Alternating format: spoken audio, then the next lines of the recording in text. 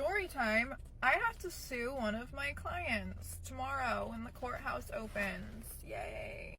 This is actually the first time that I'm ever going to have to do this, and I don't even feel bad about it because she has admitted over and over and over again in like Instagram messages and text messages that she has not paid for her appointment, and she knowingly did not pay for her appointment.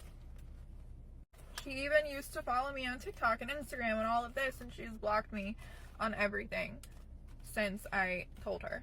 I told her over and over and over again, even after I gave her a 2-week extension on bringing me the payment, because she decided to go on vacation when she actually owed me money. But then when she got back from her vacation, she still didn't pay me, and she ghosted me until I called her from my assistant's phone. And when I did finally get a hold of her, she just started throwing all of these lies out at me about how all of her time and resources were going to the people who were affected by the wildfires in California. Like, as if I don't have to spend all of my time and resources on feeding my fucking kids, paying my bills, and paying an employee. I'm not being unsympathetic, I just think it's really fucked up that she used that as an excuse to not pay for her hair.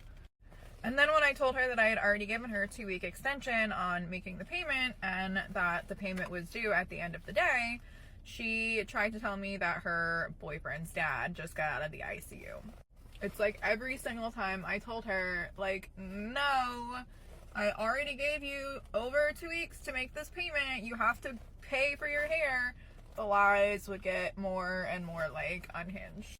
Then she tried to tell me that she could make a commitment to pay it by the end of the week, and I told her that, and I actually sent her timestamps for everything, that I was promised payment on XYZ days and I still hadn't received the payment, and that I could no longer take her at her word, and that payment was still due at the end of the day or I was going to have to file.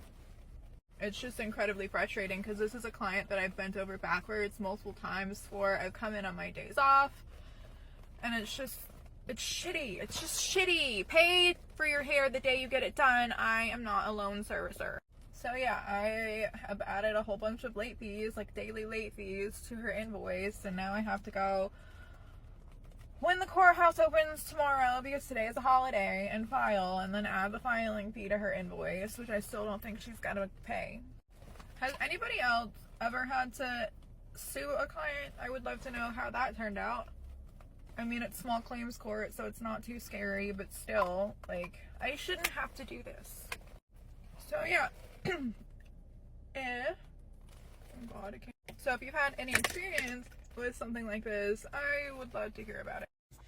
Y'all, so I went out alone tonight. I was on my Sheer 7. I went to a very nice bar. I mean, I went to Blue Martini in Brickell. And I was like trying to make myself available because I'm done with the apps. Like, I'm not doing the apps this year, so I need to meet somebody organically. So I need to make myself available and go to spaces where men that I would want to date would go. Okay, like, I don't want to meet a man in the club. I want to go to a nice bar during happy hour, during playoffs, at the, and meet a man organically, okay? So I went to the bar. So my sister reminded me, when you go sit at the bar, you don't go sit straight towards the bar. Like say this is the bar. You don't sit like this. You kind of sit at an angle to show that you're like open for anybody to sit and talk to you. So when I first got there and these guys were leaving, and one of the guys was like, "Oh, you're so beautiful, can I get your Instagram?" And it's just like, I feel like I'm a little picky because it's like, I don't want to give out my Instagram, but I don't want to give out my phone number. Like, I'll give you my Google number, but like, I feel like with Instagram, like, you can go down my followers, see my parents and all that. I don't want to do that. I don't want to do all that.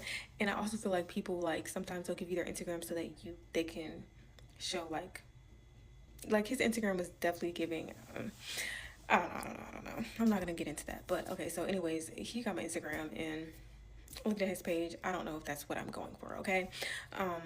And then so another guy ended up coming up. He was like, "Oh, is this seat taken next to me?" And I'm like, "Oh no, it's not taken, blah blah blah." He ends up sitting next to me. We're talking or whatever. Finally he gets to the point. He was like, "So you don't have a boyfriend? Like, you're just beautiful. Like, I just can't believe that you don't have a boyfriend." And I was just like, "No, right now, like, I'm open to dating, but in the past, like, I haven't been intentional." And I was like, "You don't have a wife?" And he was like, "Yeah, she's in St. Augustine." Why are you here? Why are you wasting my time? Why are you wasting my time when you're married? I can't believe you're single, blah, blah, you're so beautiful. And he's married.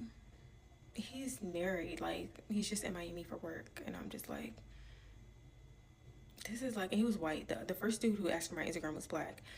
I'm just like, I don't know. And he only like, so I had got an appetizer and I got 2 drinks. He paid for the drinks. He did not pay for the appetizer. Mind you, it's happy hour. Everything's 50% off. So, I don't know.